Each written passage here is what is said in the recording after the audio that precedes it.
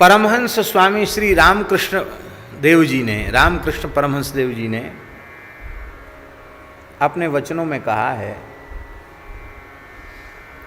श्री गंगा जी का जल, श्री ब्रजरज, श्री जगन्नाथ जी का महाप्रसाद, ये तीनों प्रत्यक्ष ब्रह्म हैं।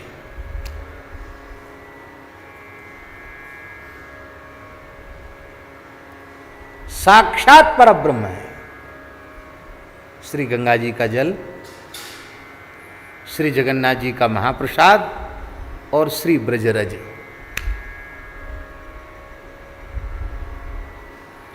इसको रामकृष्ण परमहंस देव जी ने साक्षात परब्रह्म कहा।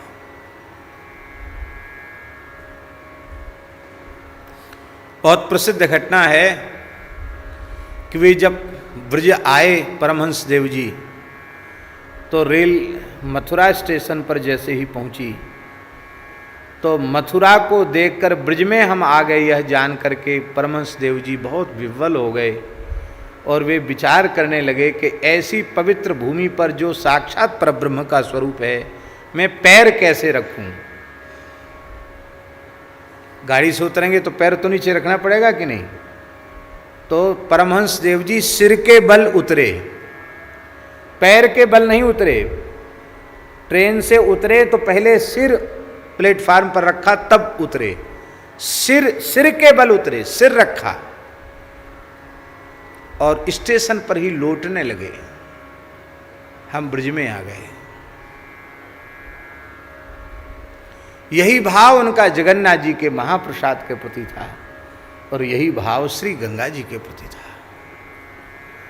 ब्रह्मद्रवेति विख्याते पापम बेहरि जाह्नवी, ये पिघला हुआ ब्रह्म, प्रवाहित ब्रह्म है श्री गंगा जी, बहता हुआ ब्रह्म है श्री गंगा जी।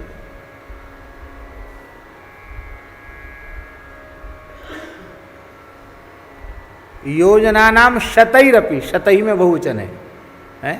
गंगा गंगेतियो ब्रूयात योजना नाम शतैरपि, सैकड़ों योजन दूर खड़े होकर के कोई कहे गंगे गंगे गंगे, भावपूर्वक श्री गंगा जी का स्मरण करे तो मुच्यते सर्व पापेभ्यो विष्णुलोकम से गच्छति, सारे पापों से मुक्त होकर विष्णुलोक का अधिकारी हो जाता है।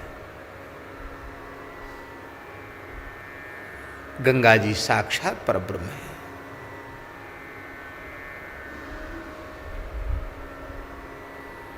गंगा जी के जल में ऐसी विशेषता है, गंगा जल पीते पीते ही ब्रह्म विद्या सिद्ध हो जाती है, तत्व ज्ञान हो जाता है गंगा जल पीते पीते, ऐसा शास्त्रों में लिखा हुआ है।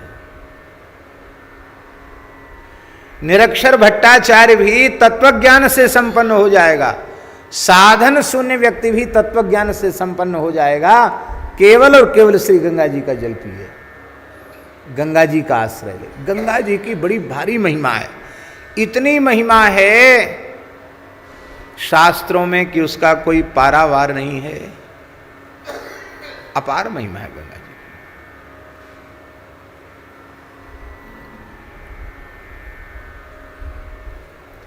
गोस्वामी जी ने तो यहां तक कह दिया, धन्य देश जहां बह सुरसरी, धन्य देश जहां बह सुरसरी, धन्य नारी पतिव्रत अनुसरी।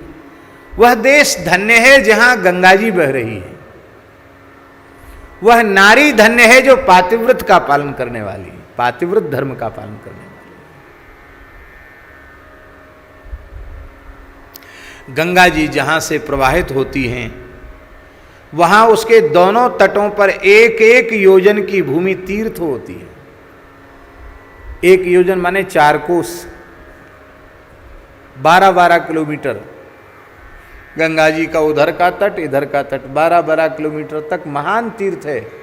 आवश्यक नहीं कि कोई सप्तपुरियों में से कोई पुरी हो, गंगा जी जहां से निकली हैं उसके एक एक योजन तक पूरी धरती महान तीर्थ है।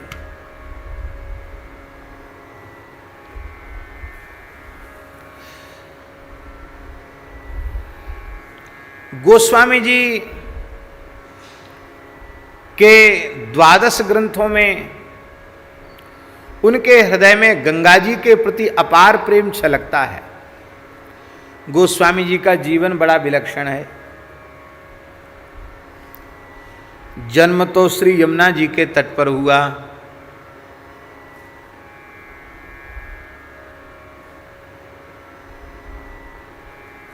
और विचरण और अंतिम क्षण तक निवास श्री गंगा जी के तट पर हुआ। जन्म यमुना जी के तट पर हुआ। राजापुर गांव, चित्रकूट क्षेत्र। और एक और विशेष बात बताएं,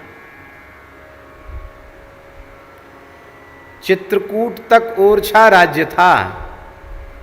स्टेट के जमाने में चित्रकूट तक ओरछा राज्य था। राजापुर गांव ओरछा राज्य में आता है।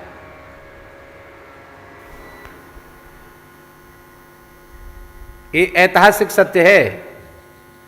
अर्थात तुलसीदास जी का जन्म ओरछा राज्य में हुआ था।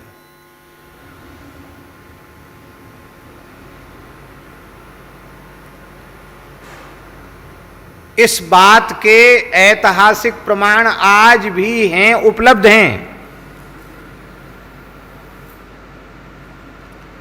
क्योंकि तुलसीदास जी के तिरोभाव के पश्चात एक विग्रह श्री यमुना जी से प्रकट हुआ था। स्वप्रगट तुलसीदास जी का विग्रह है, जो आज भी वहां विराजमान है राजापुर में। और उस समय तत्कालीन ओरछा नरेश ने उनको भूमि दी थी, जागीर दी थी। तो वो जब जब राजाओं की गद्दी बदली तो उसका जो पुराने लोग जो दान करते हैं ना, उसका नवीनीकरण होता है। उस नवीनीकरण में सारी बात लिखी जाती है। तो वो जितने जितने राजाओं के राज्य परिवर्तित हुए ओरछा की राजवंश की परंपरा में, उनमें सबने उसकी संस्तुति की है। ये बात आज भी वहां कागजों में सुरक्षित है। आज भी वे कागज वहां उपलब्ध हैं, आप देख सकते हैं। हम देख के आए हैं।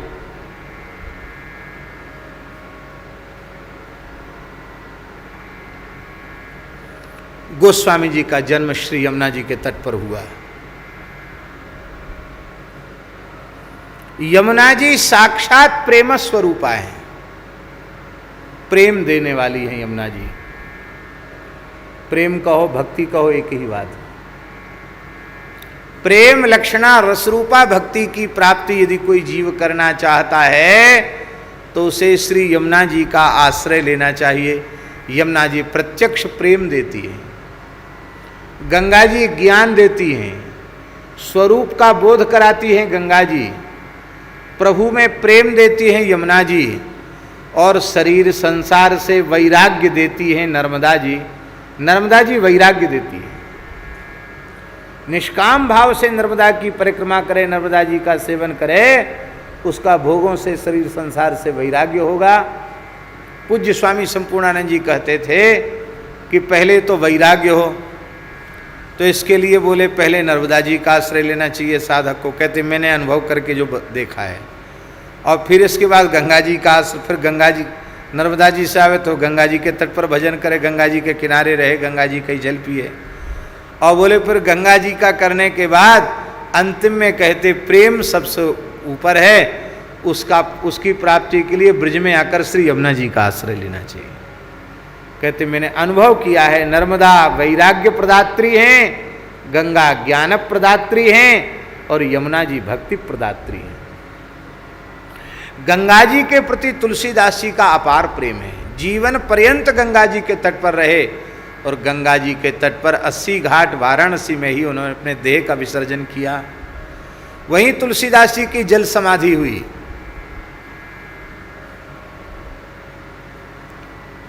जन्म कहाँ है गोस्वामी जी का? जमुना जी के तट पर। 1554 विषय कालिंदी के तीर, श्रावण शुक्ला सप्तमी तुलसी धर्यो शरीर। और संबत 1680 गंग के तीर, श्रावण शुक्ला कृष्णा है, कृष्णा है कि शुक्ला? नहीं, कृष्णा है कि शुक्ला? श्रावण शुक्ला कृष्णा तीज सनी, तुलसी तजो शरीर। गंगा जी में शरीर का विसर्जन किया। तो संपूर्ण तुलसी साहित्य में तुलसीदास जी के हृदय में गंगा जी के प्रति अपार भाव, अपार प्रेम छलकता हुआ दिखाई पड़ता है।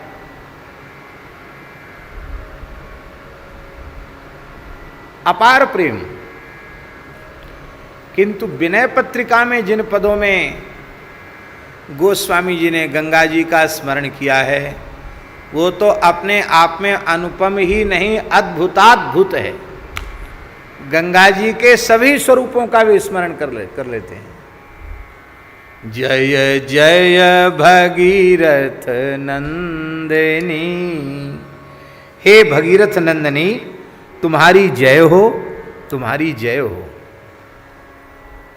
ये भगीरथ नंदिनी,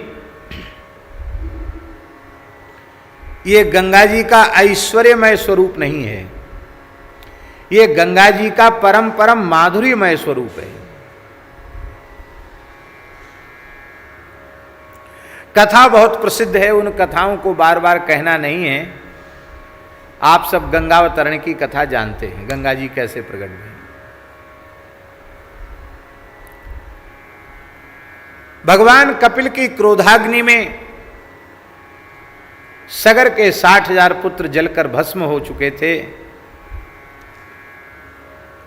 असमंजस के पुत्र अंशुमान जी, उन्होंने भगवान कपिल के चरणों में प्रणाम किया और भगवान कपिल ने कहा कि उन तुम्हारे पुरखों का उद्धार केवल और केवल गंगा जी के जल के स्पर्श से ही संभव है।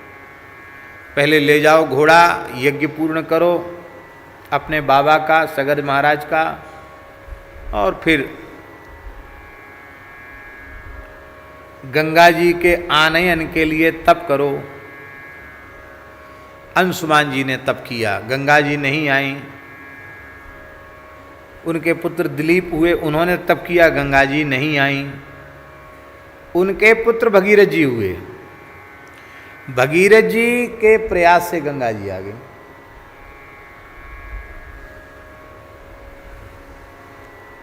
एक पंक्ति प्रसिद्ध है, यतने कृते न यदि सिद्ध्यति कोत्र दोषः।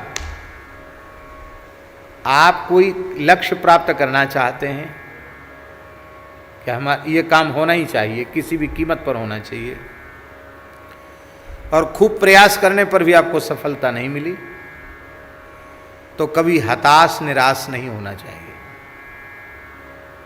यत्ने कृते, प्रयत्न करने पर भी यदि न सिद्ध्यति, यदि वो कार्य आपका सिद्ध नहीं हो रहा है तो उदास हताश होने की आवश्यकता नहीं। कोत्र दोषा, हमारे प्रयत्न में कहाँ त्रुटि रह गई ये देखना चाहिए। दूसरे को दोष नहीं देना चाहिए कि उसने ऐसा कर दिया इसलिए ऐसा हो गया, ऐसा हो गया इसलिए ऐसा, नहीं, कुछ नहीं। हमारे प्रयास में कहीं ना कहीं कसर रहेगी। और तटस्थ भाव से हम आत्मनिरीक्षण करें। तटस्थ भाव इसलिए अपने प्रति आग्रह दुराग्रह छोड़ दें। जैसा दूसरे के प्रति चिंतन विचार करते हो निष्पक्ष, ऐसे अपने प्रति, अपने साक्षी बनकर अपने गुण दोष देखो। तो विवेक के प्रकाश में एकदम स्पष्ट दिख जाएगा कि हमारे साधन में कमी कहाँ रह गई, हमारे प्रयत्न में, हमारे पुरुषार्थ में कहाँ कमी रह गई। और जब कमी पकड़ में आ जाएगी और उस कमी को आप निकाल देंगे तो लक्ष्य की प्राप्ति सहज आपको हो जाएगी। आज भी कोई बहुत कठिन काम बड़े प्रयास से पूर्ण कर देता है तो लोग कहते बड़ा भगीरथ प्रयास किया। आज भी लोग कहते ना, अरे बड़ा भगीरथ प्रयास किया, भगीरथ प्रयास से ऐसा संभव हुआ, भगीरथ प्रयास। तो भगीरथ जी की तत्परता के कारण इतनी प्रसिद्धि हो गई कि उनके प्रयास को लोग भगीरथ प्रयास कहने लगे। भगीरथ जी ने विचार किया, हमारे दादा परदादा सभी तपस्या कर करके पधार गए, गंगा जी नहीं आई, क्यों नहीं आई? आखिर हमारे पुरखा थे, पिता दादा वगैरह, उन्होंने भी तो कोई कसर नहीं की, फिर गंगा जी क्यों नहीं आई? उनकी समझ में आया कि हमारे पूर्वजों के प्रयास में कमी कहाँ रह गई, वो कमी हम अपने जीवन में नहीं रहने देंगे। पहले ये युवराज बनते हैं, राजा बनते हैं, फिर प्रजा की व्यवस्था करते हैं, फिर अपने राजकुमार को युवराज बनाते हैं, इसके बाद फिर वन में जाते हैं, तपस्या करते हैं। तो बुढ़ापे में क्या तपस्या होगी भाई? और तपस्या करते करते जब तक सिद्धि होने को होती है तब तक आयु ही पूरी हो जाती है, जीवन चला जाता है। तो हम पहले राजकीय भोग नहीं भोगेंगे, हम पहले गंगा जी को लाएंगे तब दूसरा काम करेंगे। लाख करोड़ काम सब पीछे, गंगा जी पहले। ऐसे ही किसी काम के पीछे पड़ जाओ कि सब पीछे, ये काम पहले, वो काम हो जाएगा।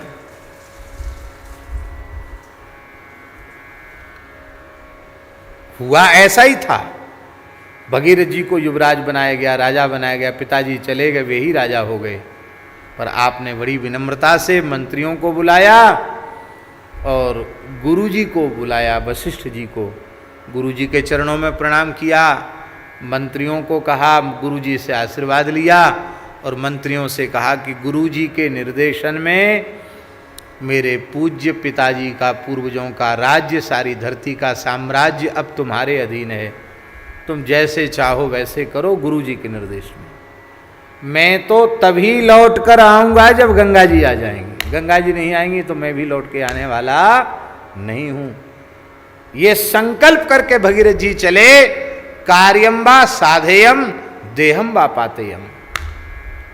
इस निश्चय के साथ भजन में लगो, इस निश्चय के साथ भगवत प्राप्ति में लगो, इस निश्चय के साथ अध्ययन में लगो, इस निश्चय के साथ गौ सेवा में लगो, इस निश्चय के साथ संत सेवा में लगो, जिस किसी भी साधन में लगो इसी निश्चय के साथ। देहम वा पातेयम कार्यम वा साधेयम। अपने प्राणपन की पूरी बाजी लगा करके तब साधन करो, लक्ष्य की सिद्धि तत्काल हो जाएगी। भगीरथ जी को कई जन्म नहीं लेने पड़े, एक ही जन्म में काम हो गया। कठोर तपस्या की, और कठोर तपस्या की तो भगवती गंगा जी ने प्रकट होकर दर्शन दिया। बोलो गंगा मैया की जय।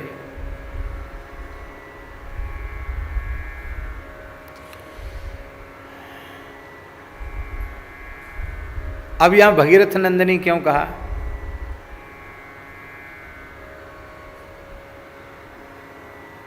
जानकी जी को क्या कहते हैं? जनक नंदिनी, सुनैना नंदिनी कहते हैं कि नहीं? इसका मतलब जनक जी उनके पिता हैं, वो जनक जी की पुत्री हैं। ठीक ऐसे ही पराम्बा जगदम्बा भगवती गंगा ने भगीरथ जी को अपना पिता माना। गंगा जी ने विचार किया कि इस महापुरुष के माध्यम से ही मेरा अवतरण इस धरती पर होगा। अर्थात अवतरण को ही जन्म कहते हैं, तो जन्म में कोई न कोई पूज्य पिताजी तो होने चाहिए। बोले ऐसे बढ़िया पिताजी और कहाँ मिलेंगे? बोले आपका दर्शन करके मेरे मन में आपके प्रति पिता का भाव जग रहा है, आप मुझे अपनी पुत्री का वात्सल्य प्रदान करें। महाराज जी पुराणों में यहाँ तक वर्णन है कि भगीरथ जी यज्ञ कर रहे थे, ये महाभारत में वर्णन है। महाभारत में वर्णन है भगीरथ जी यज्ञ कर रहे थे, अश्वमेध यज्ञ, और यज्ञ में इतनी गायों का दान किया, इतनी गायों का दान किया कि महाराज जी गायों के खुरों से इतना गड्ढा हो गया, वहां गंगा जी भर गई, गायों के खुरों में गंगा जी सूखने लगी। इतनी 60,000 करोड़ गायों का दान किया।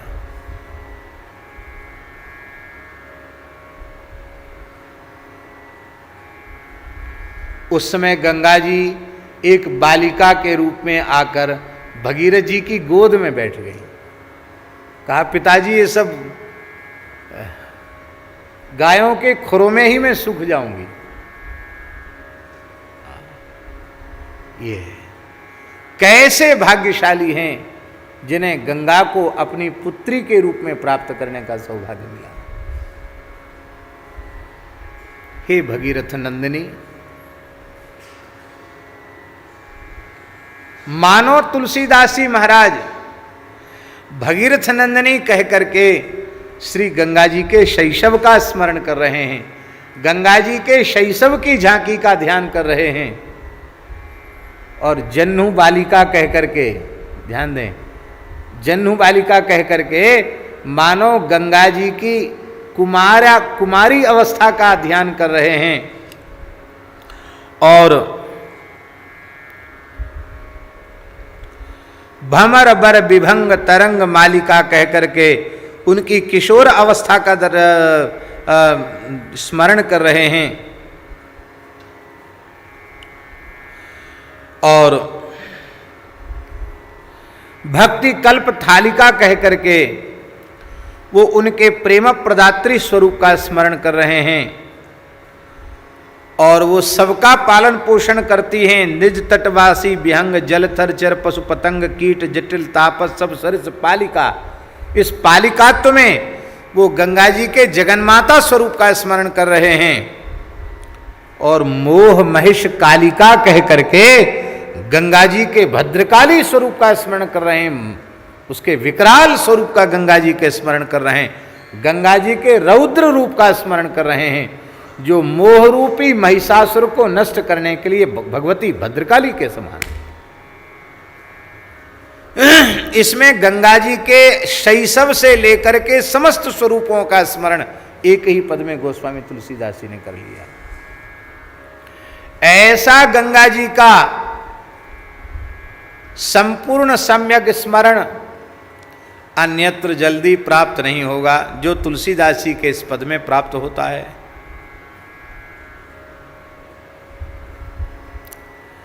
भगीरथ जी से गंगा जी ने कहा, किम चाहम न भुवम यास्ये। बोले भगीरथ जी, मैं धरती पर नहीं जाऊंगी। किम चाहम न भुवम यास्ये, मैं धरती पर नहीं जाऊंगी। क्यों नहीं जाऊंगी धरती पर? बोले नराह मह्यम रजन्त्यघम। मैं धरती पर जाऊंगी तो पापी मनुष्य अपने पापों का क्षालन करेंगे, अपने पाप मुझ में धोएंगे। तो उन पापियों का पाप लेकर मैं पापयुक्ता हो जाऊंगी। मैं अपने पापों का परिमार्जन कहां करूंगी? ये संकट है धरती पर जाने पर, इसलिए मुझे धरती पर चलने का आग्रह मत करो। देखो, गंगा जी के कहने का आशय ये था कि रही आपके पूर्वजों के उद्धार की बात, तो गंगा जी तो सर्वसमर्था हैं। जहाँ उनकी भस्म पड़ी है, एक बार आकर उसको छूकर स्पर्श करके पवित्र कर देंगे उनको, फिर चली जाऊंगी जहाँ हूँ वहीं। धरती पर सतत में रही आऊं, इसकी जरूरत नहीं है। और बहुत ध्यान से सुने, यदि भगीरथ जी स्वार्थी होते तो अपने मन में सोच लेते कि हमें दुनिया का ठेका थोड़ी हमने ले रखा है, आपने जो करेगा सो भरेगा, तू क्यों होए उदास, हमने सबका ठेका तो ले नहीं रखा है। अरे हमारा काम इतना, हमारे पुरखों का उद्धार हो जाए। हमारे पुरखा उद्धार हो गए पर दुनिया जाए चूल्हे भाड़ में, ये उन्होंने नहीं सोचा। उन्होंने यही सोचा कि मेरे पूर्वजों का तो उद्धार हो ही जाएगा, गंगा जी धरती पर रही आवेंगी तो अनंत काल तक असंख्य जीवों का उद्धार होता रहेगा। और उनकी जो यह परोपकार की वृत्ति थी, उसी से रीझ करके गंगा जी ने निश्चय किया, ऐसा परोपकारी संत यदि मुझे अपनी पुत्री के रूप में स्वीकार कर ले तो मैं अपने को धन्य मानूंगी। गंगा जी ने वर्ण किया पिता के रूप में भगीरथ जी का। क्यों किया वर्ण? उनकी परोपकार परायणता को देखकर वर्ण किया।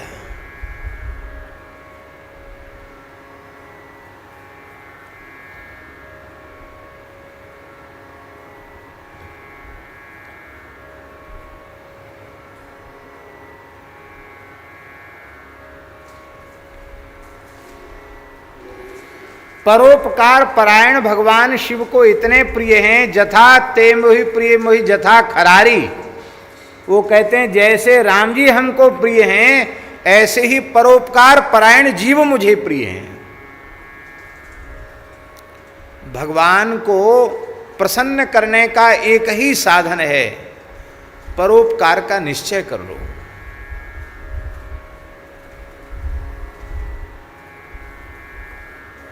बहुत बढ़िया श्लोक है।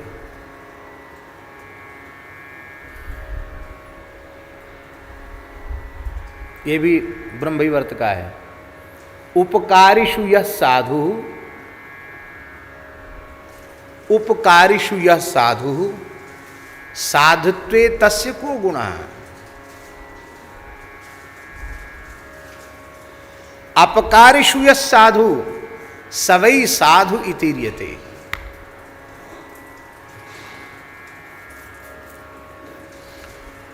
जिससे हमारा कोई स्वार्थ सिद्ध हो गया,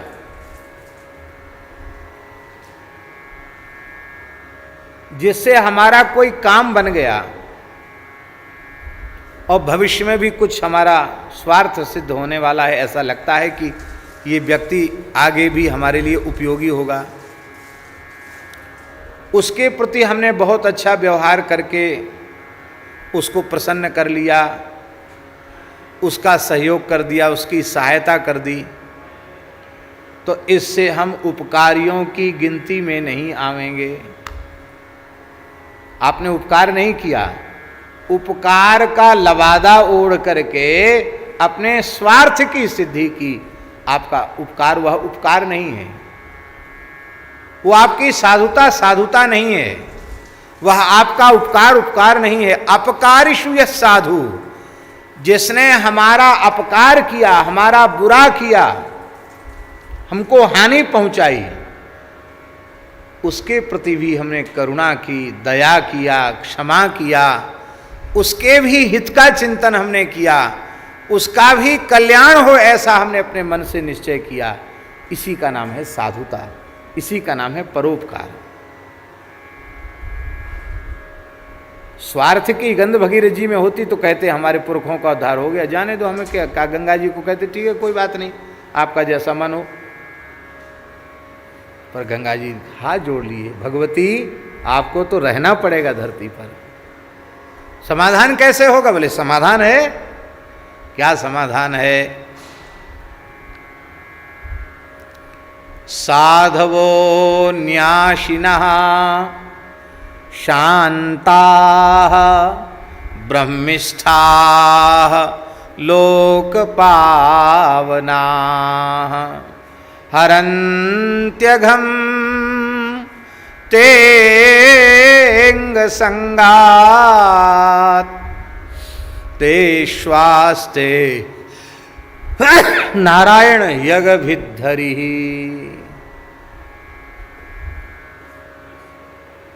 साधवः,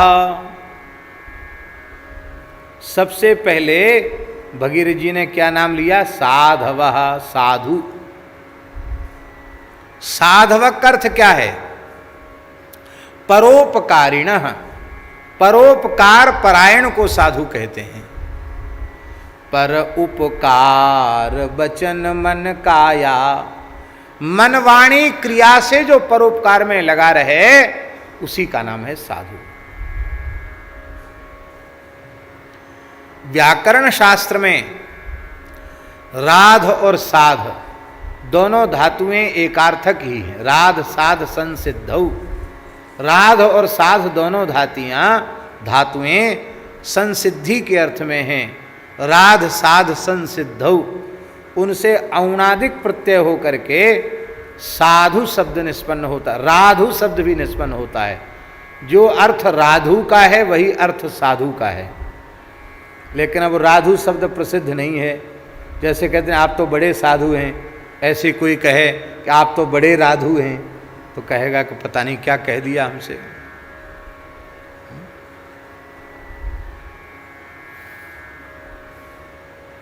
गुरुजी सुनाते थे कि कोई देहात के बेचारे भोले भाले ब्राह्मण थे और किसी भगत के यहाँ पहुँचे तो उनका आइए भूसुरदेव। बोले क्या कहा तुमने, क्या कहा? हाथ जोड़ के बोले मैंने भूसर ही तो कहा। बोले तुम भूसुर, तुम्हारा बाप भूसर, तुम्हारा पूरा, हम कहे कि भूसर, हम तो अमुक नाम के ब्राह्मण हैं। उसको पता ही नहीं था कि भूसुर माने होता क्या है। तो भूसुर माने, भू माने पृथ्वी, सुर माने देवता, धरती के देवता। हाँ अब तो ठीक है, अब समझ में आ गई बात। तो ऐसे ही साधु शब्द तो प्रसिद्ध है पर राधु शब्द प्रसिद्ध नहीं है। तो साधु का अर्थ क्या है? साधनोति परकार्यमिति साधु, दूसरों के काम बना देवे उसका नाम है साधु। दूसरों के बिगड़े काम बना दे वो साधु है। और भैया ये भूखे को अन्न देना, प्यासे को जल देना, वस्त्रहीन को वस्त्र देना, अत्यंत निर्धन व्यक्ति को कुछ आवश्यक हो तो धन की व्यवस्था करना, ये तो सब परोपकार की श्रेणी में हैं, पर ये परोपकार की शाखाएं हैं, वे मुख्य परोपकार नहीं है। ये शाखा प्रशाखाएं हैं, मुख्य परोपकार है इस दुखमय संसार चक्र से छुड़ाकर जीव को भगवत प्राप्ति करा देना, ये सबसे बड़ा परोपकार है। इसलिए परम परमात्मानम साधनोति, भगवान की प्राप्ति करा देवे उसका नाम साधु। साधु सब देते हैं।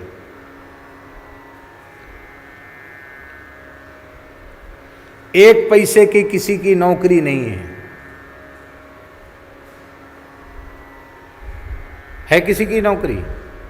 बताओ कहीं साधुओं में कोई कहीं नौकरी करता हो, कुछ पैसा कमाता, ऐसा तो नहीं है कहीं। 1 रुपए की नौकरी किसी की नहीं है। फिर भी फूस के छप्पर में भी कोई साधु रहता होगा, उसके यहाँ कोई भूखा पहुँच जाए, भले ही वो अपने टिक्कड़ में से एक टुकड़ा तोड़ करके दे, भूखे को अन्न देगा, प्यासे को जल देगा, हैं, कपड़ा भी दे देगा। भले ही खुद खाने को खर्च को नहीं है, कोई रोने गाने लग जाए, कुछ रुपए ढेला पड़ा होगा वो भी दे देगा, साधु होगा तो। ये तो सब वो दे ही देगा अपनी परवाह किए बिना, प्रसन्न होकर उसको भगवान दे देगा, भगवान की प्राप्ति करा देगा। माल मुलुक हरि देते हैं, हरिजन हरि ही देते, ये उनका सबसे बड़ा परोपकार है। परम साधु हैं भगीरथ जी, गंगा जी के रूप में सभी जीवों को भगवान की प्राप्ति कराई है उन्होंने, इसलिए वे परम साधु हैं। उनकी परोपकारिता, उनकी साधुता पर रीझ करके गंगा जी ने उन्हें पिता का आदर दिया। तो साधवः, भगीरथ जी कहते हैं जो परोपकारी हैं, मन वाणी क्रिया से परोपकार में लगे रहने वाले हैं। न्यासिनः, न्यासिनः का अर्थ है विरक्ताः, जो विरक्त हैं। अभी हमने बताई थी ना विरक्त की परिभाषा। साधवो न्यासिनः, केवल वेश मात्र से ही विरक्त नहीं है, स्वभाव से भी विरक्त हैं। स्वरूप से तो विरक्त हैं ही, स्वभाव से भी विरक्त हैं। ऐषणा त्रय शून्य है, न उनमें पुत्रेष्णा शिष्येष्णा है, ना ही उनमें वित्तेष्णा है। गृहस्थ व्यक्ति को पुत्रेष्णा होती है, उत्तम पुत्र हो, नाम रोशन करे हमारा। और गृहस्थ नहीं है तो शिष्येषणा होती है, बहुत अच्छे अच्छे चेला बने, एक से एक अच्छे नाम गाम करने वाले हों, वो शिष्येषणा।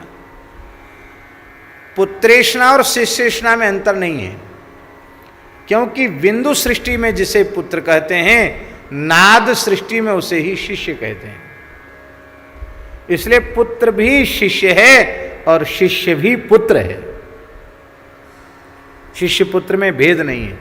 इसीलिए जैसे पुत्र को अपने पिता का और्ध्वदैहिक संस्कार आदि करने का अधिकार है, ऐसे ही शिष्य को गुरु के समस्त और्ध्वदैहिक कृत्य करने का अधिकार है।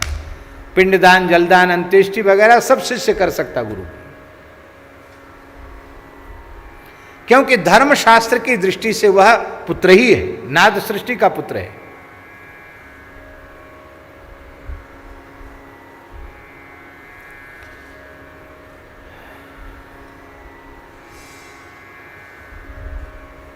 पुत्र होवे इसमें कोई परेशानी नहीं है, पर पुत्र प्राप्ति की जो कामना है वो चित्त को कलुषित करने वाली है।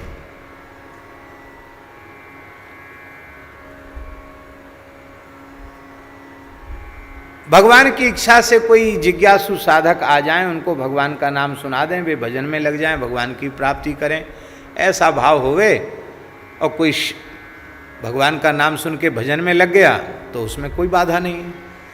लेकिन हमारे चेला बने, बढ़िया बढ़िया चेला बने, और बड़ा ऑफिसर अधिकारी है तो कैसे भी इसके गले में तो कंठी डाल ही दो, कान फूंक दो, अरे कुछ नहीं, अरे माला फेरे चाहे न फेरे, तिलक लगावे चाहे न लगावे, कंठी बांधे चाहे न बांधे, भले ही वैष्णवता का कोई नियम न पाले, पर कहने को तो होगा कि हमारे आईजी, कलेक्टर, डीआईजी और अमुक तमुक हमारे चेला हैं, अथवा अमुक मंत्री, अमुक मुख्यमंत्री, प्रधानमंत्री हमारे चेला हैं, ये कहने को तो हो जाएगा।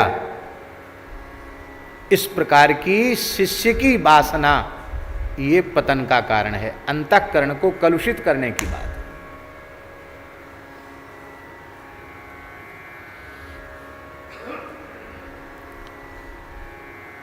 संपूर्ण पृथ्वी को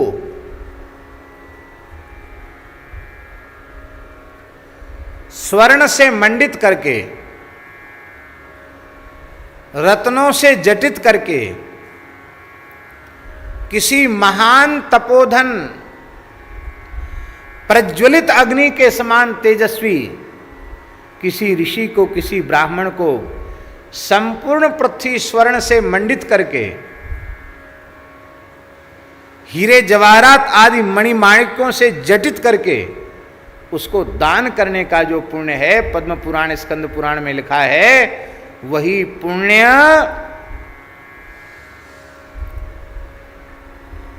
किसी एक जीव को वैष्णव संस्कार देने का है। दीक्षा देने में पुण्य का वर्णन है, दीक्षा देने वाले को इतना पुण्य मिल जाता है, पर शर्त है उसमें अत्यंत निष्काम और निर्लोभ भाव से, उसमें स्वार्थ की भावना न हो, केवल और केवल शिष्य के कल्याण की भावना हो।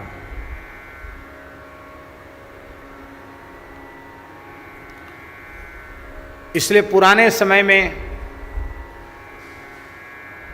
शिष्य नहीं बनाते थे,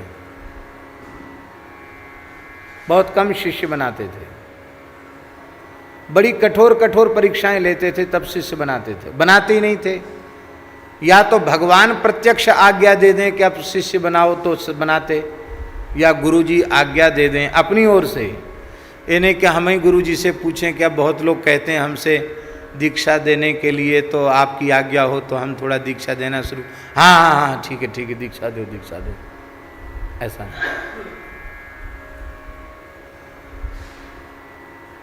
वे अपनी ओर से आज्ञा दें कि अब तुम दीक्षा दो।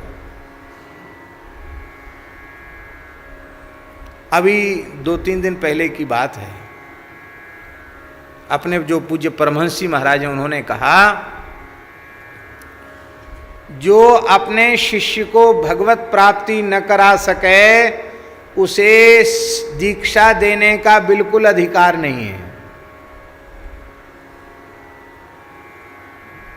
फिर से सुन लो, जो अपने शिष्य का कल्याण न कर सके, उसे भगवत प्राप्ति न करा सके, उसे दीक्षा देने का अधिकार नहीं है।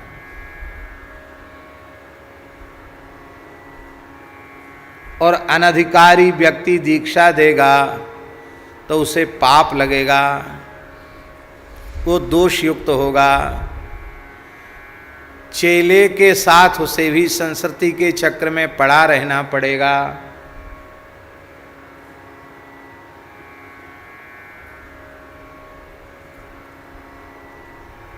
तो मैंने परमहंसी से कहा कि परमहंसी, तब तो हम बड़ा भारी अपराध कर रहे हैं, क्योंकि हम तो बहुत सामान्य कलिमल ग्रसित जीव हैं, हजारों दोषों के खजाने हैं, ना अपने मन में ज्ञान है, ना भक्ति है, ना वैराग्य है, ना भगवान के चरणों में अनुराग है, कुछ नहीं है, सर्व साधन शून्य है। तो हम तो सर्वथा अयोग्य व्यक्ति हैं, हमको तो दीक्षा नहीं देनी चाहिए। परमन जी से मैंने पूछा, उन्होंने कहा आप अपनी इच्छा से दे रहे हो, आपको गुरु जी की आज्ञा है, अब सारा भार गुरु जी के ऊपर है। क्यों कि भगवान आज्ञा दें तो दोष नहीं, और गुरु जी आज्ञा दें तो दोष नहीं।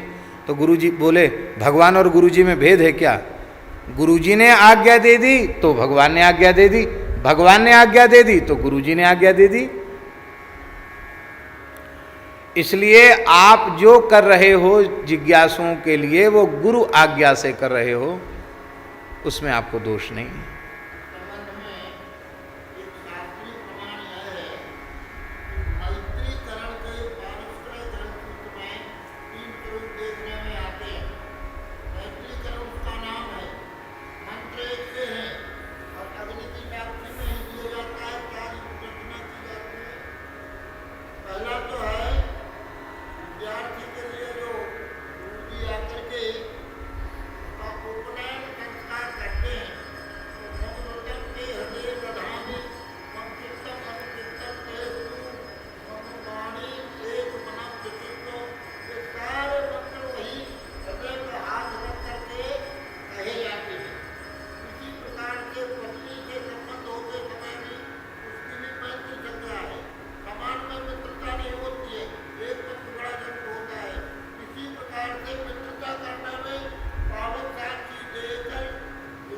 प्रीति दृढ़ है।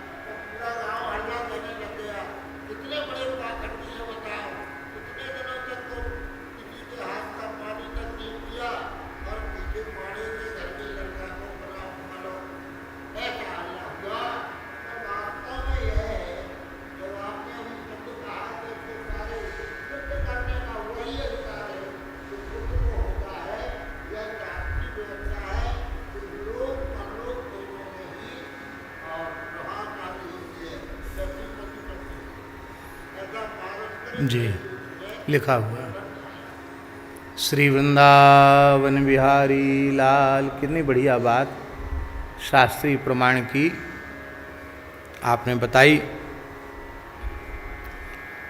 तो पुत्रेष्णा शिष्येष्णा से शून्य हो। दूसरी इच्छा जो चित्त को मलिन करने वाली है वो है वित्तेष्णा, धन की इच्छा। धन मात्र की इच्छा चित्त को मलिन बनाती है।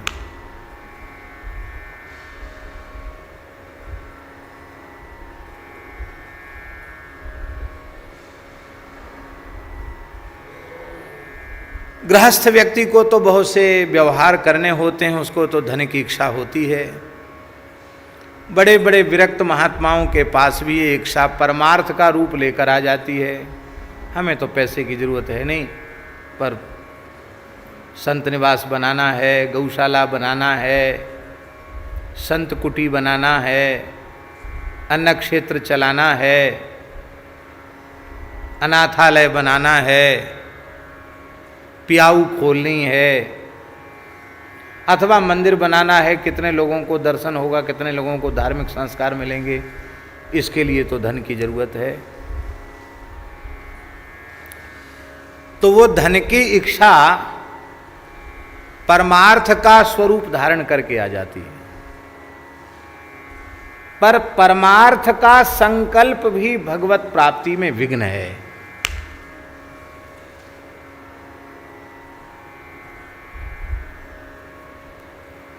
बहुत ध्यान से सुने, जो हम कहना चाहते हैं उसको समझने की कोशिश करें।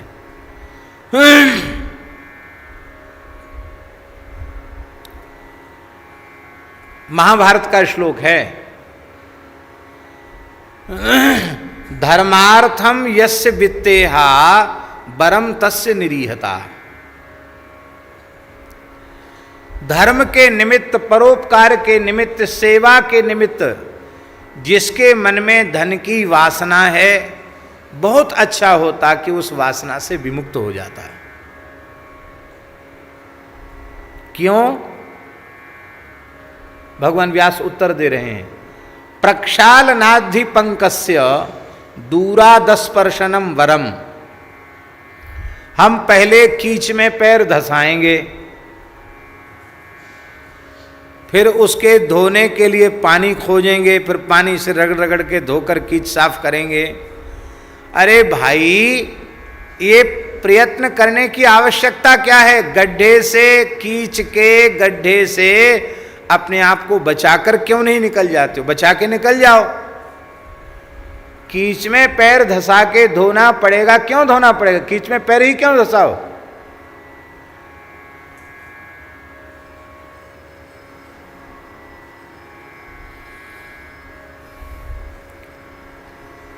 तब आप लोग कहेंगे कि आप स्वयं तो व्याख्यान दे रहे हो और गौशाला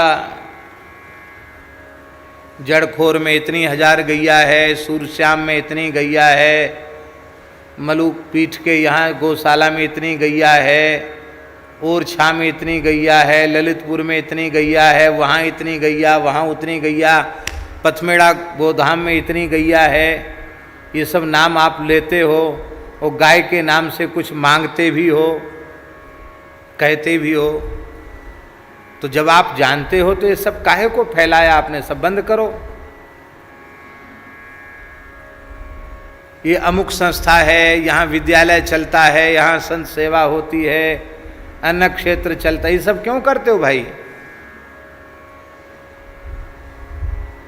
ये संगीत विद्यालय चलता है, वेद वेदांग पढ़ाया जाता है, निःशुल्क सारी व्यवस्थाएं होती हैं, ये सब क्यों करते हो?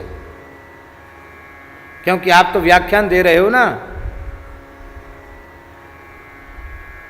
कि धर्मार्थम यस्य वित्तेहा वरम तस्य निरीहता प्रक्षालनाद्धि पंकस्य दूरादस्पर्शनम वरम। इसका समाधान ये है, आप शब्दों पर ध्यान दें। गौ सेवा की मनाही नहीं है, संत सेवा की मनाही नहीं है, मठ मंदिर बनाकर सब जीवों को सत्संग मिलें, अच्छे संस्कार मिलें, इसकी मनाही नहीं है। परोपकार और सेवा की मनाही नहीं है, इसकी वासना की मनाही है। ध्यान में आई बात? परमात्मा ने जो शक्ति सामर्थ्य अपनी ओर से अनुग्रह करके हमको दी है उसमें हम करें, और भगवान हमारे भाव को पूर्ण करेंगे। यदि हमारे मन में ईमानदारी से गौ सेवा का भाव होगा, साधु सेवा का भाव होगा, तो वो सब व्यवस्था भगवान करेंगे। उसके लिए हमको इच्छा, कामना, संकल्प की आवश्यकता नहीं है। हो रहा है भगवान की इच्छा से, भगवान की कृपा से हो रहा है। अच्छा, ईमानदारी से बताओ कि जो कुछ थोड़े या अधिक रूप में हो रहा है, यह क्या किसी मनुष्य के द्वारा हो रहा है? यदि ऐसा आप समझते हैं या हम समझते हैं कि मेरे द्वारा हो रहा है, अमुक के द्वारा हो रहा है, तमुक के द्वारा हो रहा है, तो ये भारी मूर्खता है। सच्ची बात है, ये सब भगवान के संकल्प से हो रहा है, ये सब भगवान की इच्छा से हो रहा है। ऐसा मान करके इन सब रूपों में हम भगवान की ही सेवा कर रहे हैं, इस भाव से, लोकेशना से शून्य होकर विशुद्ध सेवा की भावना से, परोपकार की भावना से हम इनकी सेवा करेंगे तो इसमें दोष नहीं है। धन बुरा नहीं है, धन प्राप्ति की कामना बुरी है। कामना से चित्त कलुषित ही होता है। धन की प्राप्ति तो प्रारब्ध के अनुकूल होती है। तमाम लोग सोचते हैं कि सारे संसार में सबसे बड़ा धनवान मैं ही बन जाऊं। बन पाते हैं क्या? उसके अनुरूप प्रारब्ध होगा तो बनेंगे, नहीं तो नहीं बनेंगे।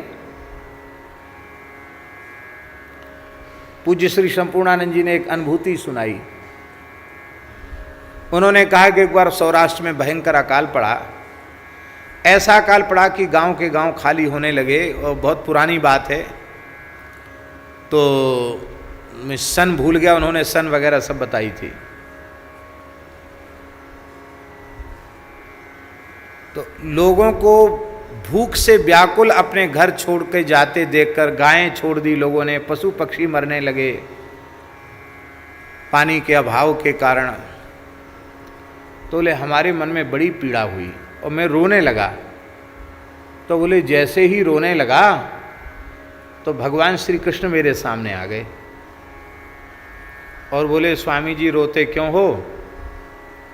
तुम संकल्प करो तो इन सबको भोजन की व्यवस्था हो जाएगी और इनको ये क्षेत्र छोड़ के कहीं जाना नहीं पड़ेगा, बस सब यहीं भजन करें और सब भोजन करें। उस समय संपूर्णानंद जी दिगंबर नग्न रहते थे, एक शरीर पर एक सूत का धागा भी नहीं रखते थे, न कुछ बिछाते थे न कुछ ओढ़ते थे, और ऐसे ही अवधूत की तरह नंग धड़ंग ही रहते थे। तो बोले मैं हंसने लगा। मैंने कहा कि प्रभु, एक नंगे आदमी से आप कह रहे हैं कि हजारों लोगों के भोजन की व्यवस्था करो।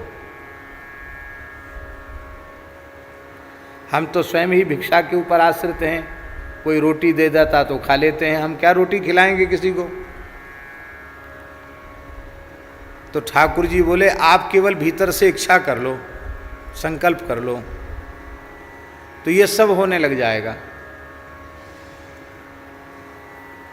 तो बोले हमने ठाकुर जी से साफ शब्दों में कह दिया कि आपके संकल्प में क्या कमजोरी आ गई जो हमें संकल्प करने की बात कह रहे हो।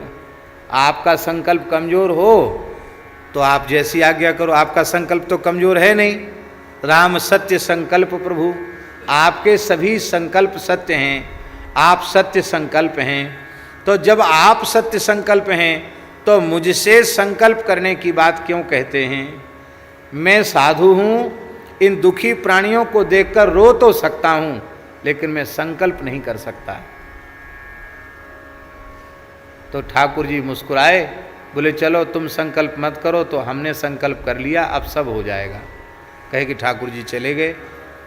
ये सब एकांत में चर्चा भी हमको सुनाते थे, जहाँ एक भी मनुष्य नहीं होता था। कहते थे कि ठाकुर जी कैसा कह के जाने के पश्चात अपने आप लोग आने शुरू हो गए और यहाँ अखंड कीर्तन शुरू हो गया। और जब तक अकाल का समय था उस जमाने में 35-40 हजार लोग रोज भोजन करते थे।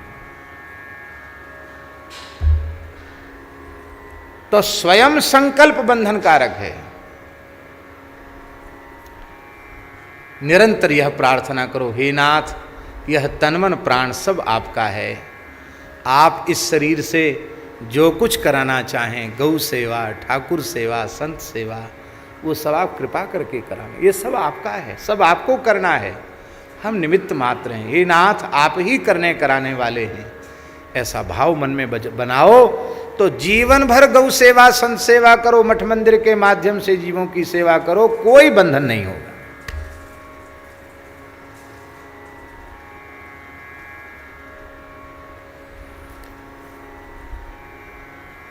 स्वयं संकल्प करने में क्या बाधा है?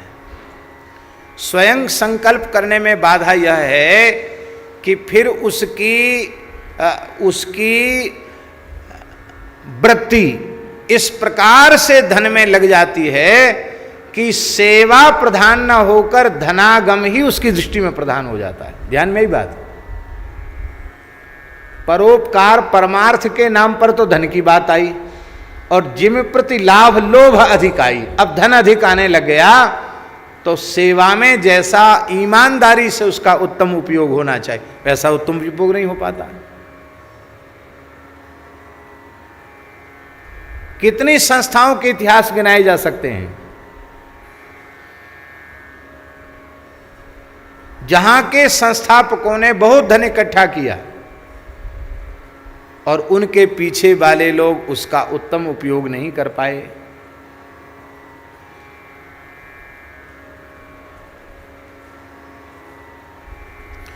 फिर जब परोपकार और सेवा की बात कही जाती है और अभीष्ट धन बन जाता है तो उस धन की प्राप्ति के लिए झूठ, छल, कपट, प्रपंच, दंभ, पाखंड सब कुछ अच्छे लगने लग जाते हैं, अच्छे ही नहीं लगने लग जाते हैं, उनको वह अपनी विशेषता के रूप में प्रस्तुत करने लग जाता है। और इस तरह से 15 प्रकार के अनर्थ दोष धन की वासना वाले व्यक्ति में सहज आ जाते हैं। इसलिए धनागम की तृष्णा समाप्त कर दो। मूढ़ जही धनागम तृष्णाम कुरु सद्बुद्धिम मनसि वितृष्णाम। आदि शंकराचार्य जी कहते अरे मूढ़, धन आवे ऐसी तृष्णा त्याग दे। कुरु सद्बुद्धिम मनसि वितृष्णाम, सद्बुद्धि करो, तृष्णा रहित हो जाओ।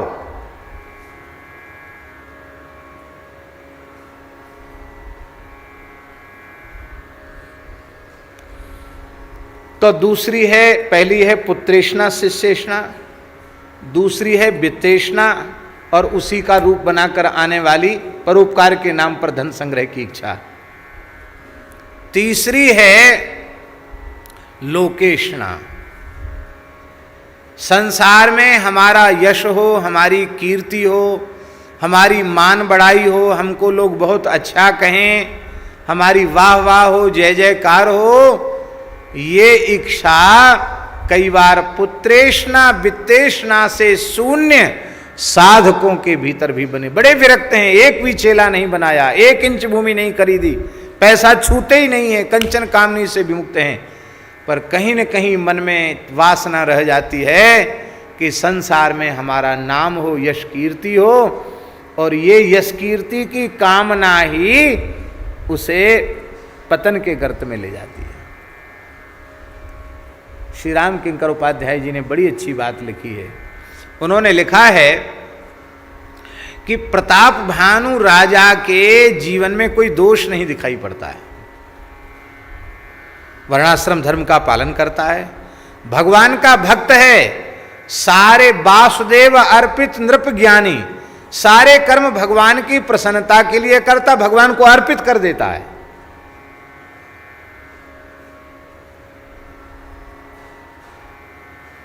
प्रताप भानु का चरित्र जो है उसमें कोई इतनी सी भी कोर कसर उसके जीवन में दिखाई नहीं पड़ती है, फिर भी उसे परिवार के सहित राक्षस बनना पड़ा। क्यों बनना पड़ा? एक ही चीज उसमें थी, वो थी लोकेशना।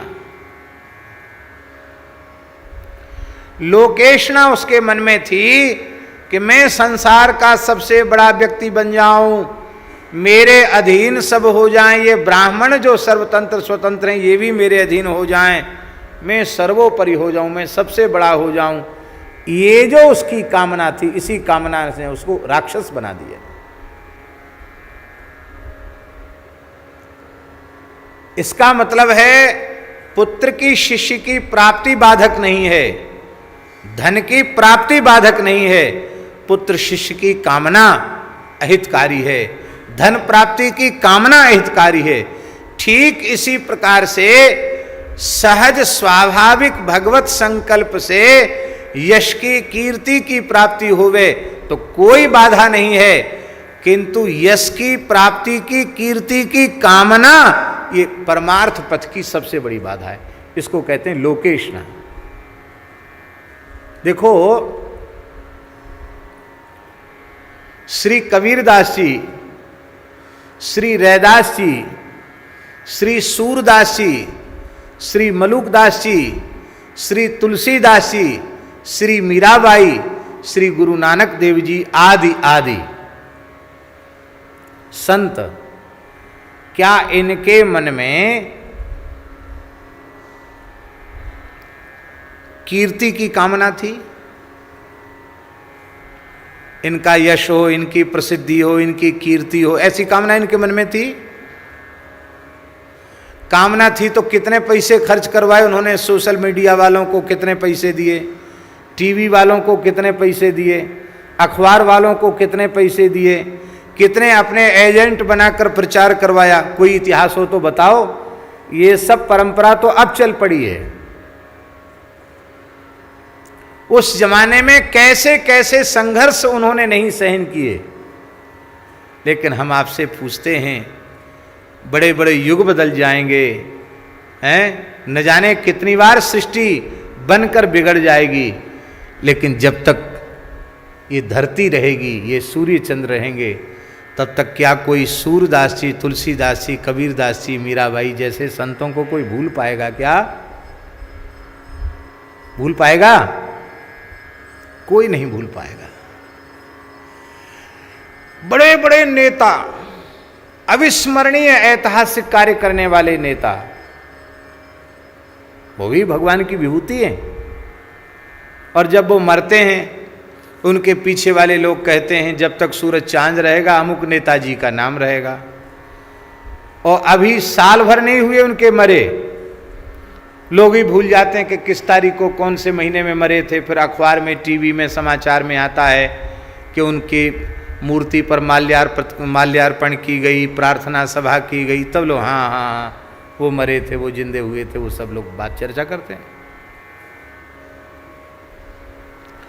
लेकिन उनकी जैसी ये व्यवस्था है, इनके पीछे कितने लोगों ने कहा तुलसीदास जी के लिए कि जब तक सूरज चांद रहेगा तब तक तुलसीदास जी का नाम रहेगा। अरे किसी के कहने की आवश्यकता नहीं है। जिनका नाम, जिनका यश, जिनकी कीर्ति श्री ठाकुर जी के नाम रूप लीला से जुड़ गई है, उनकी कीर्ति से जिसकी कीर्ति जुड़ गई है, वो कभी नष्ट होने वाली नहीं है। तो भगीरथ जी महाराज कहते हैं कि जो परोपकारी हैं, मन वाणी क्रिया से परोपकार परायण बने रहते हैं, साधवो न्यासिनः, जो विरक्त हैं, एषणात्रय शून्याः, पुत्रेषणा, शांत का अर्थ क्या है? षडूर्मि रहिताः, षडूर्मि रहिताः। सरोवर में जल भरा हुआ है, एकदम शांत है, अगाध अथाह जल सरोवर में भरा हुआ, एकदम शांत है। जोर की हवा चली, थपेड़े उठने लग गए, कोई पत्थर पटक दिया तो उसमें तरंग उठने लगी। तो जैसे प्रचंड पवन के वेग से जलाशय क्षुब्ध हो जाता है, जैसे पत्थर पटकने से वो स्वाभाविक शांत अगाध जल से भरे हुए सरोवर में हलचल पैदा हो जाती है, लगता तो इतना ही है कि वो पत्थर हमने पटका तो उससे 10-20 फुट तक की दूरी तक तरंग आई, लेकिन ये बात मोटी है, स्थूल है। सूक्ष्म बात यह है कि वो चाहे जितना विशाल सरोवर हो, उस पत्थर की सूक्ष्म तरंग उसके अंतिम तट तक पहुंची है। ध्यान में आई बात। हमको दिख ऐसा रहा है कि वो पत्थर पटकने से उतनी दूरी तक तरंग आई है, पर यह बात नहीं है, उसकी सूक्ष्म तरंग उसके तट तक पहुंची है। इसी तरह से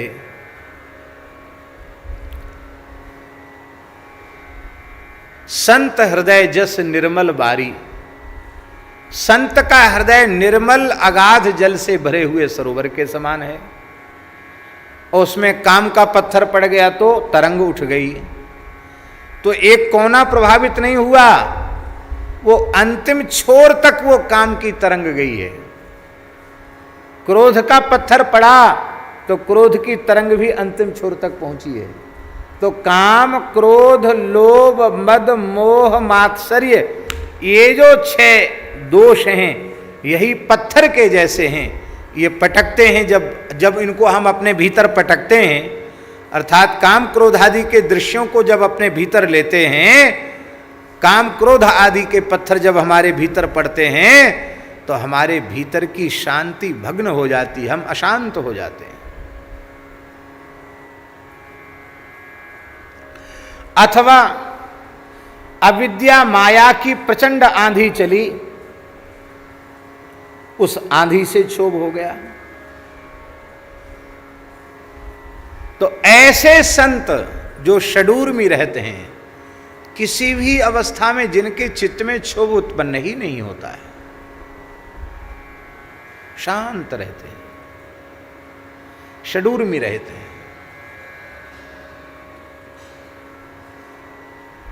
हम चर्चा तो कर रहे हैं भगीरथ जी और गंगा जी के संवाद की, पर हमें बार बार चिंतन में पूज्य सद्गुरुदेव भगवान श्री भक्तमाली जी आ रहे हैं।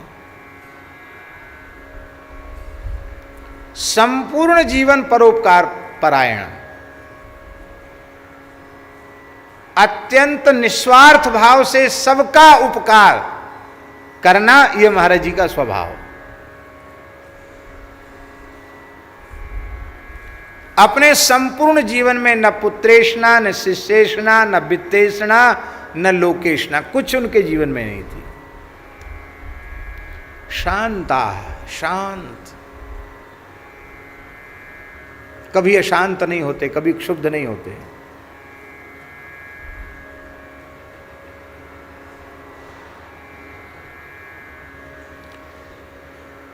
कभी महत्पुरुषों में यत्किंचित इस प्रकार का कोई भाव दिखाई भी पड़े तो उसे उनका स्वरूप नहीं समझना चाहिए। उनका स्वरूप तो क्षोभ रहित ही है, वह केवल अनुगतों को शिक्षा देने के लिए नाटक मात्र है। क्रोध नहीं है उनमें, पर उनके क्रोध से अनुगत का सुधार हो रहा है, तो क्रोध का थोड़ा सा नाटक कर देते हैं। तो क्रोध नहीं किया, क्रोध का नाटक किया, तो क्रोध का नाटक करने से चित्त की शांति नहीं बिगड़ेगी, क्रोध करने से चित्त की शांति बिगड़ेगी, क्रोध का नाटक करने से नहीं बिगड़ेगी।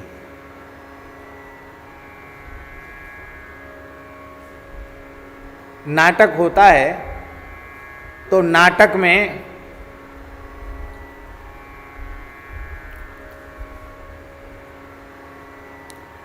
वो नायिका मर गई और नायक रो रहा है,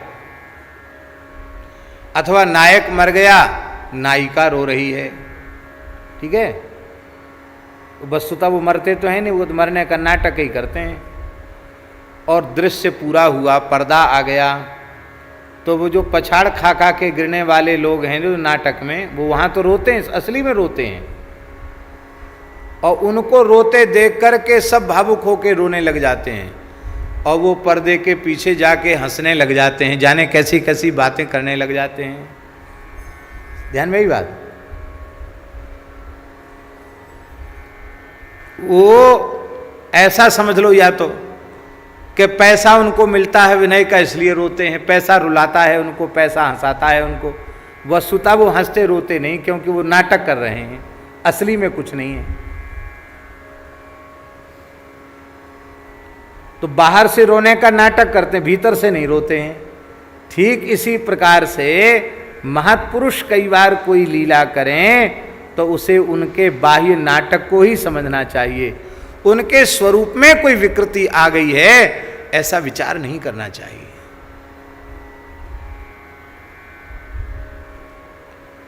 संत लक्षण जितने भी आते हैं शास्त्रों में, वे दूसरे के संबंध में सोचने के लिए नहीं है, वे केवल अपने संबंध में सोचने के लिए हैं। क्योंकि यदि संत लक्षणों का विचार दूसरों के संबंध में हम करने लग जाएंगे तो कोई भी साधु प्रमाणित ही नहीं होगा। आप कसौटी पर कसने लग जाएं कि इन इन लक्षणों वाले को संत कहते हैं, तो ये लक्षण है तो वो संत है, ये लक्षण नहीं है तो वो संत नहीं है। अच्छा एक बात बताओ, भरत जी को आप संत मानते हो कि नहीं? बोलो।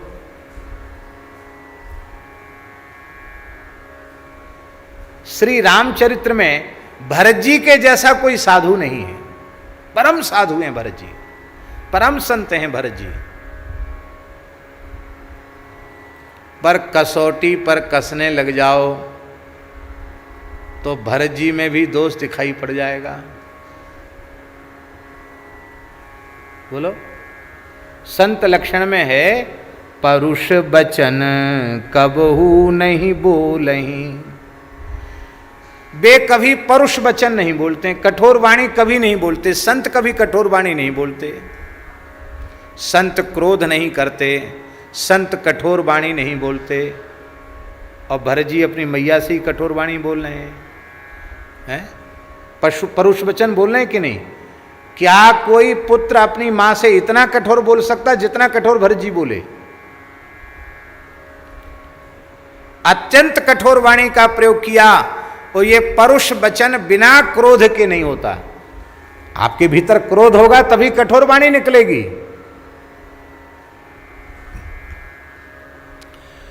तब आप कहेंगे कि तो भरत जी में भी संत के लक्षण नहीं घट रहे हैं, तब आप संत मानेंगे किसको?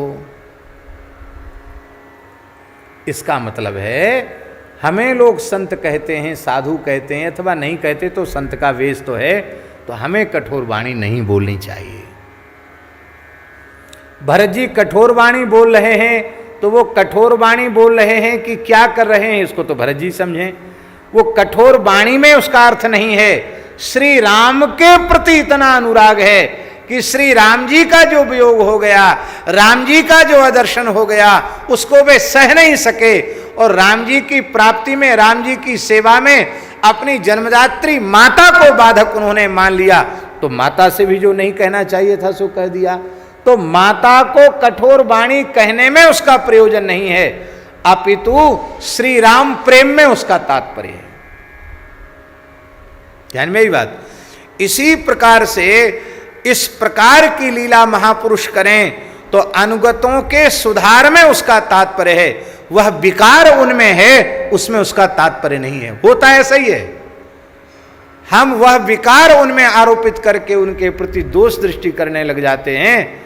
तो उनका तो कुछ नहीं बिगड़ा, पर हमने उनके प्रति अश्रद्धा किया, असद्भाव किया, उनके प्रति दोष दर्शन किया, दोष दृष्टि की, तो हमारा पतन हो गया, हमारी अपनी हानि हो गई।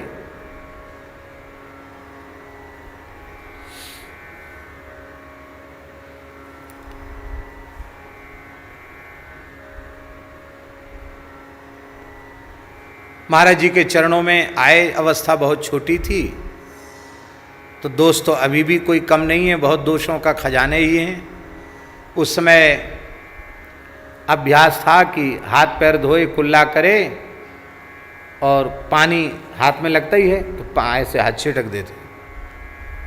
गांव देहात में ऐसे ही होता, ऐसे छिड़क देते हाथ, या साफी से ऐसे पूछने का अभ्यास नहीं, छिटकने का अभ्यास था। महाराज जी ने एक दो बार कहा, पंडित जी देखो, अंगुलियों में नखों का जो जल होता है वो अशुद्ध होता है, ये कहीं भी छिटकने से पड़ जाता है, फिर वह वस्तु भगवान की सेवा के योग्य नहीं रह जाती है। और तुम पूछ लिया करो साफी से, ऐसे हाथ मत किया करो, छिड़का मत करो। तो हम कहते ठीक है महाराज जी, ध्यान रखेंगे। अब वो अभ्यास था, भूल जाता। तो एक बार महाराज जी दाल चावल अमनिया कर रहे थे, सवेरे 5 बज रहा होगा खिचड़ी बनाने के लिए,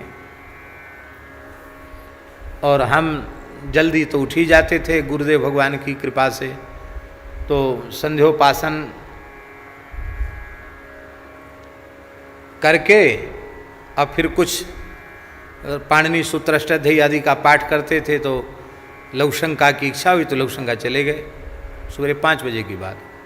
तो लघुशंका होके आए, हाथ पैर धोए, कुल्ला किया, और उसी अभ्यास बस अपना हाथ फिर ऐसे छिड़के। और महाराज जी पीछे में थे, वो केवल लंगोटी उनके शरीर पर थी और दाल चावल अमनिया कर रहे थे। 2 छींट महाराज जी के ऊपर पड़े होंगे या दाल चावल पर पड़े होंगे, मैंने देखा नहीं, पर पड़े अवश्य होंगे। तो कुछ बोले नहीं महाराज जी, सहसा उठे, और हम तो बिल्कुल बेखबर सावधान थे, हमें ये भी ध्यान नहीं था कि महाराज जी बैठे हैं। और उठे, और उठ करके एक कर कमल इतनी जोर से उन्होंने विशिष्ट कृपा की, छोटी मोटी कृपा नहीं कि धीरे से तपत चपत लगावे, ऐसे नहीं, ऐसा बढ़िया चपत लगी कि जैसे धनुष बाण शंख चक्र की छाप पड़ जाती ना, ऐसे ही उनके अंगूठा उंगलियों का निशान बन गया। महाराज समझते हैं आधा मिनट तो हंडा जैसे जर गया, एकदम सनसनाट हो गई, सांस जैसी रोक के रह गए हम, इतनी जोर से तमाचा मारा महाराज जी ने। हम रोए खूब जोर से। तो महाराज जी बोले रो रहे हो, पुस्तक उठाओ पढ़ो।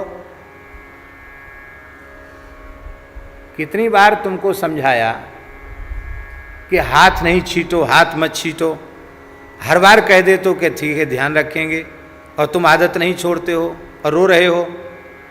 ऐसे ही जब जब छीटोगे ऐसे ही पिटोगे।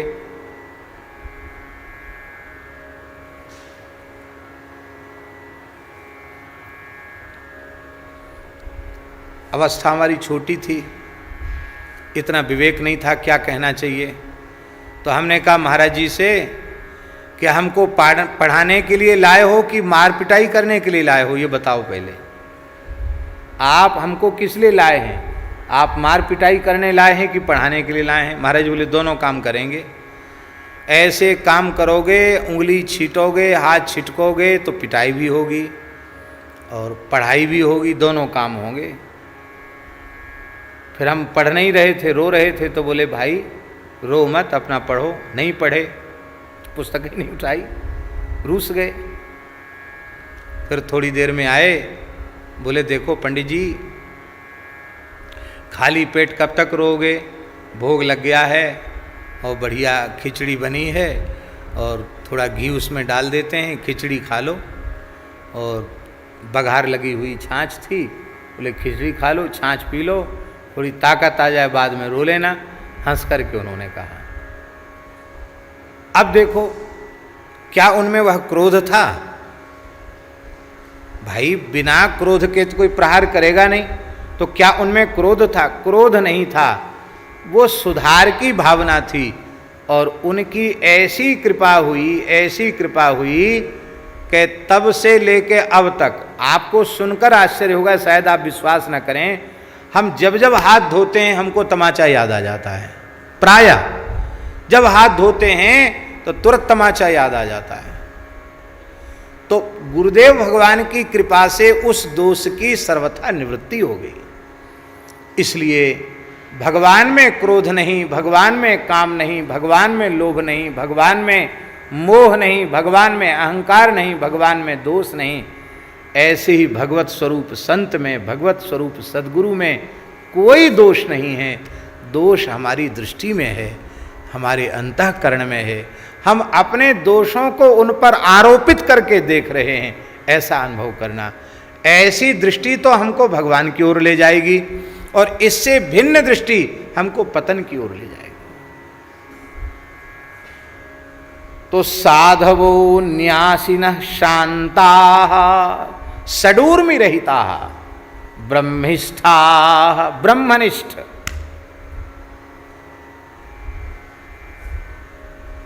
श्रोत्रिय ब्रह्मनिष्ठ होते हैं, अर्थात शब्द ब्रह्म परब्रह्म का प्रत्यक्षानुभव करने वाले शब्द शास्त्र के भी पारंगत विद्वान होते हैं और भगवद अनुभूति से भी संपन्न होते हैं।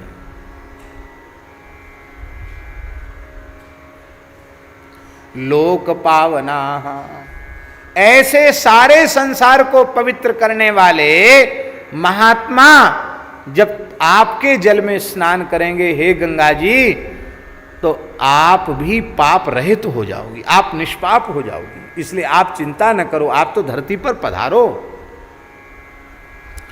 गंगा जी बोली फिर तो कोई साधु हमारे जल में स्नान करेगा ही नहीं, दुनिया करेगी पाप, अब वो पाप चढ़ जाएंगे आपके संतों के ऊपर, तो संत काहे को गंगा जी में स्नान करेंगे? हैं? निष्पाप होने के लिए तो गंगा नहाई जाती है, और सब दुनिया के पाप गंगा जी में और गंगा जी के पाप संत के ऊपर, तो संत क्यों नहाए गंगा जी में? श्री भगीरथ जी कहते हैं उन संतों को पाप का स्पर्श नहीं होगा। क्यों? तेष्वास्ते यज्ञविद्धरि तेसु अगविद हरि आस्ते। उन संतों के हृदय में संपूर्ण पापों को सर्वथा समाप्त करने वाले भगवान विराजमान हैं। जैसे सूर्य के समक्ष अंधकार नहीं जा सकता, ऐसे ही भगवान के निकट पाप नहीं जा सकते। भगवान निरंतर उनके हृदय में बसते हैं, उनको पाप छू नहीं सकता है। बोले दूसरी समस्या है, धारयस्यति को वेगम पतंत्या में महीतले। मैं ब्रह्म सदन से नीचे आऊंगी तो मेरे वेग को कौन धारण करेगा? भगीरथ जी ने कहा धारयस्यति ते वेगम रुद्रस्त्वात्मा शरीरिणाम यस्मिन्नोतप्रोतमिदं विश्वम शाटीव तंतुषु। श्री भगीरथ जी कह रहे हैं भगवान शिव, भगवान रुद्र, भूत भावन विश्वनाथ, वे आपको अपनी जटाओं में धारण करेंगे। वे प्राणी मात्र की आत्मा हैं, ये सारा विश्व उनमें ओतप्रोत है, कपड़े में तंतु के समान। वे भगवान शिव आपके वेग को अपनी जटाओं में धारण करेंगे। गंगा जी बोली हम तैयार हैं। तो हिमालय पर भगवान शिव खड़े हो गए, सन्नद्ध की मुद्रा में जटाओं को फैलाकर खड़े हो गए। गंगा जी ने कहा, बहुत ध्यान से सुने, गंगा जी ने सोचा भोले बाबा तो बड़े अकड़ के खड़े हैं, एक बार तो मैं ऐसे आऊंगी कि शंकर जी को ही बहा के ले जाऊंगी। शंकर जी समझ गए गंगा जी के मन की बात। जैसे ही गंगा जी आई तो उन्होंने ऐसे अपना जटा कलाप हिलाया। हिलाते ही महाराज जी गंगा जी जटाओं से बाहर ही नहीं निकल पाई, बड़ी तेजी से घूमती ही रही, बाहर निकल नहीं पाई, इतनी जटाएं शंकर जी की। भगीरथ जी को एक बूंद पानी नहीं मिला। महाराज जी पुराणों में वर्णन है कि अब ब्रह्मा जी से प्रार्थना की कि अब हमारे मनोरथ की पूर्ति तो फिर अटक गई। खजूर पर अटक गए, अब क्या होगा? बोले शिव जी की उपासना करो। तो पैर के अंगुष्ठ के बल पर खड़े होकर के भगीरथ जी ने 10,000 वर्ष तक भगवान शिव की उपासना की। कितने हजार वर्ष तक? 1 साल 2 साल नहीं, 10,000 वर्ष तक। और 10,000 वर्ष तक गंगा जी पूरी ताकत से चक्कर काटती रही, जटाओं से बाहर ही नहीं निकल पाई।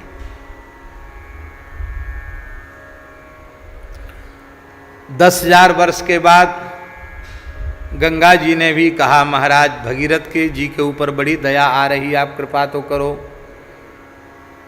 बोले ठीक है। भगीरथ जी पर प्रसन्न हुए, तब अपनी जटाओं से गंगा जी को प्रकट किया। सीता, चक्षु, भद्रा और अलकनंदा, ये 4 धाराएं भगवान शिव की जटाओं से प्रकट हुई। और इन 4 धाराओं ने में जो अलकनंदा हैं वही भागीरथी बनकर के आगे बढ़ी हैं। बाकी अन्य धाराएं अन्य प्रांतों में उनकी चर्चा हम करेंगे। तो इस प्रकार से भगीरथ जी ने गंगा जी को धरती पर लाया। तो जैसे पिता माता के माध्यम से संतान जन्म लेती है, ऐसी गंगा जी ने अपने अवतरण के मूल में श्री भगीरथ जी को स्वीकार किया। इसलिए भगीरथ को उन्होंने अपना धर्म पिता माना, अपने को पुत्री माना और कहा कि आप आगे आगे चलो और मैं आपके पीछे पीछे चलूंगी। रास्ता आप तय करो, आपको कहां से जाना है। तो भगीरथ जी वहां से चल पड़े। अपने तपोमय दिव्य रथ में बैठ करके भगीरथ जी चल पड़े। तो गंगा जी कहते किसको हैं? गंगा पद का अर्थ क्या है? शास्त्रीय अर्थ क्या है? भगीरथ रथ खाता बच्छिन्न जल प्रवाह। ये गंगा पद का भगीरथ रथ खाता वच्छिन्न जल प्रवाह, ये अर्थ है गंगा पद का। गंगा कहते किसको हैं? भगीरथ रथ चक्र के मध्य से जो धारा गई है उसका नाम गंगा है। इसलिए गंगा जी की नहर निकल जाती है वो गंगा जी नहीं मानी जाती। गंगा जी की नहर वो गंगा जी नहीं है। गंगा जी वही हैं जो भगीरथ रथ खाता वच्छिन्न जल प्रवाह है। भगीरथ जी ने जो रास्ता तय किया वो गंगा जी हैं, उनको गंगा जी कहेंगे। इसलिए गंगा जी से ही और धारा निकल के अन्य नदी बन गई। जैसे उधर बंगाल में पद्मा नाम की नदी गंगा जी की धारा से ही निकल के पद्मा नदी हो गई, लेकिन उसका नाम पद्मा पड़ गया, वो गंगा जी नहीं रही। क्योंकि भगीरथ रथ खात ही, भगीरथ रथ खात के मध्य जो चल करके जावे वो गंगा जी हैं। भगीरथ रथ खाता वच्छिन्न जल प्रवाह पदरूप अर्थ गंगा का है, गंगा पद का अर्थ है। ऐसी हे भगीरथ नंदनी आपकी जय हो, जय हो। जय जय भगीरथ नंदनी मुनि छय चकोर चंदनी। नर नाग विबुध बंदनी जय जन्नु बालिका। नर नाग विबुध बंदनी जय जन्नु बालिका। विष्णु पद सरोज जासी ईश शीस पर विभास। त्रिपथ गासी पुण्य राशि पाप छालिका। जय जय भगीरथ नंदनी मुनि छय चकोर चंदनी। विमल विपुल बहसी बारी शीतल त्रय तापहारी। भमर बर विभंग तर तरंग मालिका। पूरजन पूजोपहार शोभित शशि धवल धार। भंजन भव भार भक्ति कल्प थालिका। जय जय भगीरथ नंदनी मुनि छय चकोर चंदनी। निज तटवासी विहंग जल थर चर पशु पतंग। कीट जटिल तापस सब सरिस पालिका। तुलसी तव तीर तीर सुमिरत रघुवंश वीर। तुलसी तव तीर तीर सुमिरत रघुवंश वीर। विचरत मति देहि मोह महिष कालिका। विचरत मति देहि मोह महिष कालिका। जय जय भगीरथ नंदनी मुनिचय चकोर चंदनी। नर नाग विबुध बंदनी जय जन्नु बालिका। जय जन्नु बालिका। गंगा जी के शैशव से लेके उनके समस्त स्वरूपों का स्मरण इस पद में किया गया है। आज चाहते तो हम गंगा जी के कम से कम 2 पद हो जाते, पर जय जय भगीरथ नंदनी इसी की चर्चा में आज समय पूर्ण हो गया। आगे की चर्चा भगवत कृपा से, ये पद अभी हम इसको करेंगे, एक एक पद की सामान्य व्याख्या तो करनी ही चाहिए। गंगा जी हैं, तो कल इसकी आगे की चर्चा हम कल करेंगे इन्हीं शब्दों के साथ।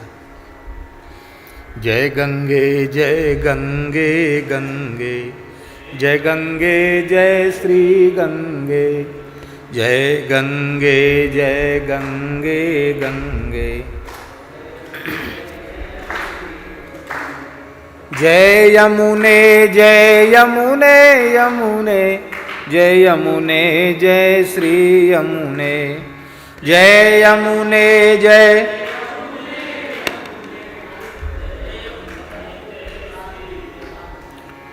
जय गंगे गंगे जय गंगे जय श्री गंगे।